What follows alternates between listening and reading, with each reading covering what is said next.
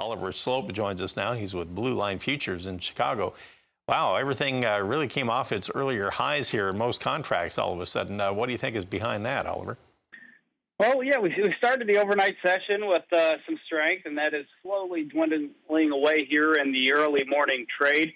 Those new crop contracts are still holding pretty well, and I think a lot of this is just kind of unwinding some spreads. I think going into last week's USDA report, everyone is thinking stocks are dwindling and we're going to plant a lot of corn and beans, and the USDA came in basically in line with expectations for ending stocks and well below expectations for planted acres. So you're seeing those new crop contracts catch a bid and those front month old crop contracts coming under a little bit of pressure. And you look at the May contract specifically for corn and beans, we have been going nowhere really, really fast. We've seen a lot of volatility, a lot of wide ranges, but if you zoom things out and look back to where we started the year, we really haven't changed a whole lot. Going back to January, we're basically right where we were for some of these front month contracts. So not a whole lot to really make of that. Just a range-bound trade. But again, I think new crop contracts are going to be able to have a floor underneath them and continue higher over time with a lot of fund flow coming into the markets.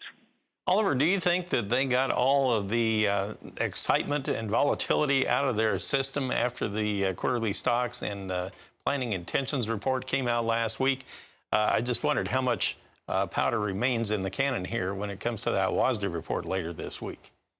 Yeah, we've got another USDA report here at the end of the week, and a lot of people are looking forward to that too. And that's just kind of the environment that we've been in over the last year. It just seems like there's something every week that is potentially market moving, and that's why we've seen the expanded ranges. But again, you zoom out, we're basically treading sideways here in the old crop contracts. I don't know that this week's USDA report is really going to have much of an impact. I think a lot of it's going to be on weather going forward, especially with where the acres came in last week. So I think once we chew through this report on Friday, a lot of that focus is going to be on weather and potentially be able to spark another rally here. I've been hearing a lot of hot and dry areas, and that's going to be something to be monitored very closely. If it continues to be dry, I think new crop contracts will continue to have a bid under them going forward.